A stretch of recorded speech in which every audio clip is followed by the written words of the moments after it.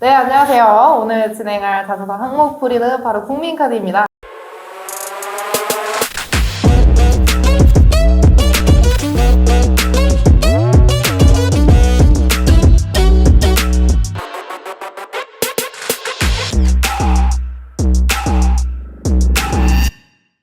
진행할 항목 풀이는 바로 5번인데요. 국민카드에 지원하실 직무에 대해서 입사 후 어떻게 기여할 수 있는지 구체적으로 말씀해달라라는 내용입니다. 작성 포인트는 간단하죠. 입사 후 포부의 디테일 버전입니다. 하지만 조건이 있어요. 조건. 이 조건이 좀 까다롭다고 많은 친구들이 얘기를 하더라고요. 바로 카드사의 이슈 아니면 지원 직무의 트렌드에 맞춰서 입사 후 포부를 작성해달라는 아주 구체적인 조건사항이 있습니다. 그렇다면 이 항목을 작성하기 위해서 여러분들에게 필요한 점은 무엇일까요? 바로 이 이슈와 트렌드를 파악할 수 있는 역량이 필요하겠죠. 그래서 자소서 항목 풀이를 진행하기 전에 이 이슈를 간략하게 언급하고 넘어가도록 하겠습니다. 자, 첫 번째 유입률을 살펴봐야 돼요. 2024년도 상반기 신규 회원 유입률 1위는 바로 국민카드입니다. 대체 어떤 행보를 보였길래 국민카드가 신규 유입률 1위를 차지할 수 있었을까요? 일단 첫 번째로는 위시카드, 그리고 두 번째로는 쿠팡 와우카드가 신규 회원 유입률 증가의 메인 원인입니다. 특히 주목할 만한 점은 이 바로 위시카드인데요. 위시카드는 2022년도 발매 이후 약 3개월 만에 10만 장이 넘는 성과를 보였어요. 평균 통상적으로 신규 카드사가 발급을 한다면 발급한 이후 총 기간에 약 10만 명의 회원수를 모집하는 게 보편적인 수치거든요. 하지만 이 위시카드는 이러한 성과를 불과 3개월 만에 달성했다는 점에서 매우 유의미한 성과를 띠고 있습니다. 더군다나 조금 주목해볼 만한 사항은 이 위시카드의 MZ세대 비율이 무려 79.8%라는 점인데요. 이런 점을 보면 여러분들이 도출할 수 있는 결론이 무엇일까요? 국민카드의 대부분의 신규 회원의 연령대는 바로 MZ세대라는 점을 유추할 수 있습니다. 그런 MZ세대들의 특징에 대해서 간략하게 언급해 보도록 하겠습니다. MZ세대는 나이가 어리기 때문에 소비를 할 만한 일들이 많아요. 즉, 돈을 자주 쓰고 돈을 자주 지불한다는 것을 의미하는데요. 결제와 직접적인 연관이 있는 국민카드에게는 결국 MZ세대가 좋은 수익의 원천이 될 수 있겠죠. 그렇지만 단점 역시 보유하고 있습니다. 네, 브랜드 로열티가 낮다는 거예요. 내가 지금 당장 국민카드를 사용하고 있지만 옆에 삼성카드, 신한카드, 하나카드가 더 좋은 상품을 발매한다면 해당 카드사로 바로 브랜드를 바꿔버리는 단점을 갖고 있죠. 즉 요약하자면 브랜드 로열티가 낮다는 것이 이 MZ세대들의 가장 큰 단점입니다. 여기서 이제 국민카드의 고민거리가 나오죠. 고민거리. 바로 최근 유입이 늘어난 이 MZ 고객에 낙인할 수 있는 전략이 무엇일까라는 국민카드의 첫 번째 고민거리가 나타납니다. 그리고 두 번째, 은행에 비해 다소 낮은 국민카드의 경쟁력을 국민카드가 고민할 수 있겠죠. 사실 이 국민카드는 이 KB 금융지주 아래에 있는 하나의 계열사입니다. 이 KB라는 단어를 듣는다면 여러분들은 어떤 기업이 가장 먼저 떠오르나요? 바로 국민은행이 떠오르겠죠. 그러면 이 국민은행이 갖고 있는 어마어마한 경쟁력을 살짝 살펴보도록 하겠습니다. 일단 기업 대출의 잔액 변화를 살펴볼게요. 1위 국민은행이죠. 국민은행은 기업 대출 잔액 약 176조 원을 가지고 있으면서 대한민국 리딩뱅크의 위험을 보여주고 있습니다. 그 다음에 이자 이익의 변화를 볼게요. 국민은행 약 5조 원. 5조 원으로 2024년 상반기 대출 이자 이익 1위를 달성하였습니다. 이 3년에도 별반 차이가 없죠. 앞서 보여드린 두 가지 표를 통해 국민은행이 결국 갖고 있는 경쟁력은 큰 규모의 대출을 빌리고 싶은 고객 수요를 끊임없이 창출하고 있다는 것이고요. 대출을 고객에게 판매할 수 있을 정도로 지속적인 자금 조달 역량을 갖고 있음을 의미합니다. 그렇다면 국민카드가 국민은행한테 밀리는 단적인 수치는 어떤 것을 보면 알 수 있을까요? 일단 대표적으로 회원수가 있겠죠. 국민은행은 약 3,700만 명, 국민카드는 약 2,500만 명의 회원수를 보유하고 있습니다. 대략적으로 1,200만 명 차이가 나죠. 그렇다면 국민카드 입장에서는 이 1,200만 명의 은행 고객들을 그대로 국민카드에 유입시킬 수 있는 방안이 무엇인지 고민할 수밖에 없을 것입니다. 세 번째, 국민카드의 현황과 이슈입니다. 숫자가 틀리네요. 카드론 상품과 관련돼서 국민카드가 고민거리를 갖고 있을 수도 있죠. 이 카드론에 대해서 조금 간략하게 언급을 해보도록 할게요. 대부분 카드사에 지원하신다면 이 카드 상품에만 집중되어서 취준생들이 접근하는 경향이 있는데 사실 카드사에게 메인 수익처는 카드론입니다. 이 카드론은 최고금리 20% 내에서 당사의 신용카드를 발급한 고객들을 대상으로 제한적으로 판매하는 판매하는 대출 상품을 의미합니다. 이 조건이 3개예요. 20% 내에 신용카드를 보유하고 있는 고객, 그리고 대출 상품. 이 3가지 특징을 주고 주목해서 이 카드론 상품을 접근하도록 할게요. 즉 카드론은 고금리 상품이죠. 20%라는 이자를 갖고 있으니까 고금리 상품이기 때문에 카드사 입장에서는 굉장히 좋은 수익을 낼 수 있는 수단이에요. 실제로 카드사의 자산 포트폴리오에서 이 카드론이 차지하고 있는 비중은 약 20% 이상입니다. 그렇다면 각 카드사별 갖고 있는 카드론의 취급액과 자산을 살펴봐야겠죠. 일단 우리 국민카드 2024년 상반기 업계 2위를 차지하였어요. 하지만 2023년도 이 삼성카드에게 밀리는 모습을 볼 수 있죠. 결국 카드론이 갖고 있는 의미는 구체적으로 2가지가 있는데요. 일단 첫 번째로는 회원수를 의미해요.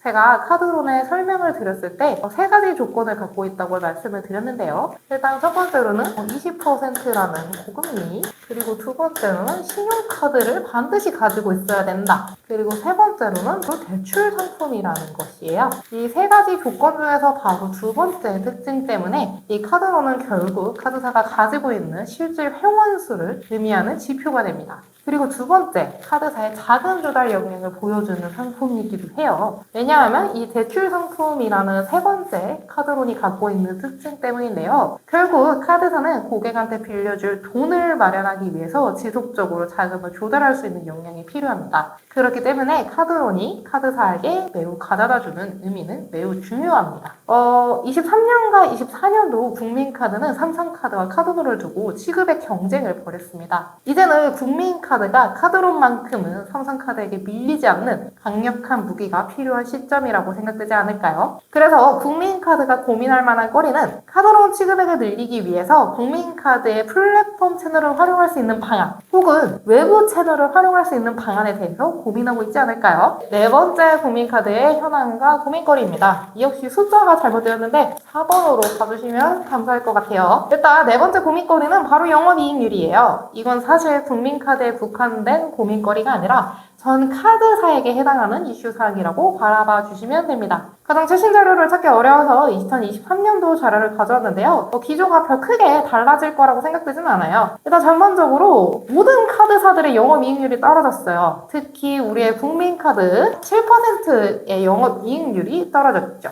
이유는 바로 어떤 것 때문일까요? 가장 메인 이유는 가맹점 수수료율이 인하되었기 때문인데요. 2012년부터 금융당국은 약 3년마다 카드 수수료율을 조정해왔습니다. 하지만 문제점은 이 수수료율 자체가 정치권의 공약이 됨으로써 다소 파격적으로 인하가 되어 왔다는 점인데요. 가맹점 수수료율이 인하된 기조 상황에서 이 카드사에게 비용은 또 인상되는 이슈가 발생했습니다. 바로 조달금리가 인상된 것인데요. 카드사는 자금 조달을 하기 위해 여신 전문 채권을 발행합니다. 그렇기 때문에 이자 비용을 반드시 부담해야 한다는 문제점이 있는데요. 21년에는 이 채권 조달 비용이 그렇게 비싸진 않았어요. 약 1%를 유지하고 있었기 때문이죠. 하지만 2022년에는 약 2%로 올랐고 작년에는 5%까지 올랐습니다. 무려 거의 몇 년, 2, 3년 만에 4%포인트가 증가한 거죠. 그리고 국민카드의 5번째 고민거리를 말씀드릴게요. 이것도 숫자가 잘못되었지만 5번째라고 간주하고 봐주시면 될 것 같습니다. 바로 연체율인데요. 카드사 연체율 10년 만에 최고점을 기록하였습니다. 바로 1.69%인데요.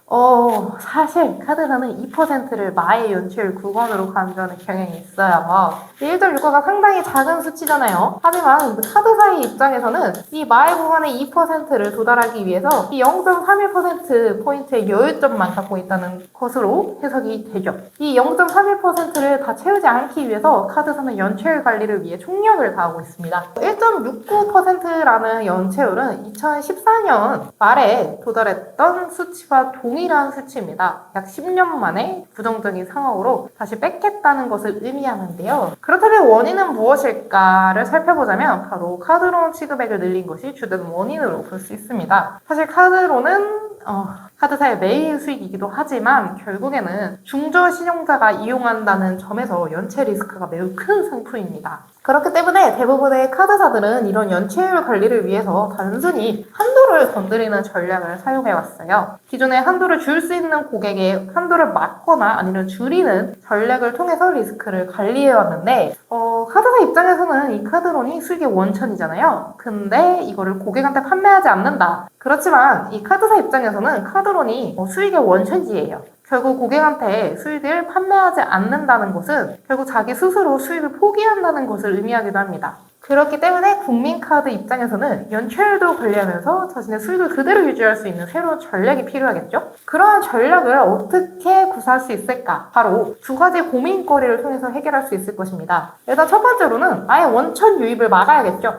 연체 발생 가능성이 높은 고객을 예측하고 아예 카드론 한도를 막아버리는 조금 파격적이고 날카로운 전략을 활용할 수 있을 것입니다. 두 번째 전략은 저신용도, 중저신용도를 갖고 있음에도 불구하고 상환을 잘할 수 있는 고객이 있을 수도 있는 거잖아요. 그런 고객을 데이터 분석을 통해서 미리 예측을 하고 해당 고객한테만 카드론 한도를 제한적으로 제공해주는 방안을 고민할 수 있습니다. 그럼 이제 작성 프레임으로 넘어가도록 할게요. 가장 깔끔한 작성 프레임은 4가지 방법으로 구사할 수 있어요. 일단 첫 번째로는 달성하고 싶은 목표를 2가지씩으로 작성을 해주세요. 그 다음에 해당 목표를 달성하고 싶은 이유를 말씀을 해주시면 되시고요. 그 다음에 목표 달성을 위한 첫 번째와 두 번째를 작성해 주시면 됩니다. 바로 작성 예시로 넘어가도록 하겠습니다. 제가 이번에 가져와 본 예시는 해당 목표를 달성하고 싶은 이유를 가장 먼저 작성해 본 예시로 가져와 봤어요. 국민카드와 국민은행의 경쟁력을 비교하면서 내가 국민카드에 갖고 있었던 궁금증이 있었다. 그래서 나는 이런 궁금증을 해소시키기 위해 국민카드의 입사 지원을 선택하였다. 라는 플로우대로 작성해 본 예시거든요. 저는 궁금한 점이 있었습니다. 어떤 궁금증일까? 왜 은행의 경쟁력을 카드사가 왜 갖고 있지 않았을까라는 의문입니다. 라고 지금 국민카드가 가지고 있는 현황과 이슈에 대해서 언급을 먼저 해주었죠. 그 다음에 목표가 나왔어요.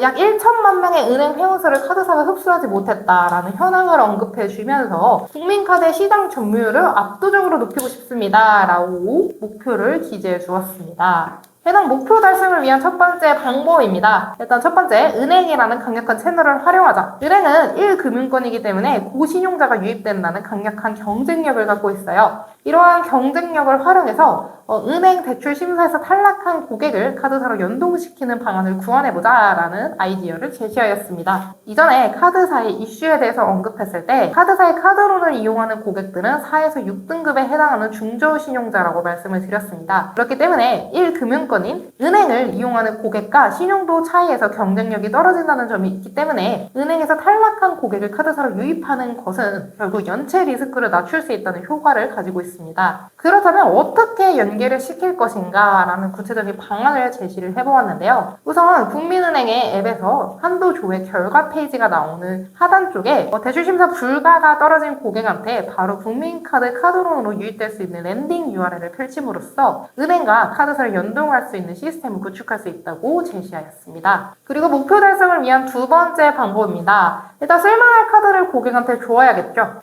국민카드는 대출을 판매하는 카드사이기 전에 신용카드라는 본질의 본업을 갖고 있습니다. 결국 고객이 국민카드로 모이지 않는 이유는 쓸만한 신용카드가 없기 때문이죠. 그렇기 때문에 고객이 매력을 느낄 만한 신규 제휴사를 발굴해 나가고 신규 플레이트 디자인을 적극적으로 개선해 나감으로써 고객 수요와 고객 시선을 집중시킬 수 있는 전략이 필요할 것입니다. 더 많은 기업 분석과 원본 풀이는 저희 457딥 홈페이지에서 확인해 주시길 바라겠습니다.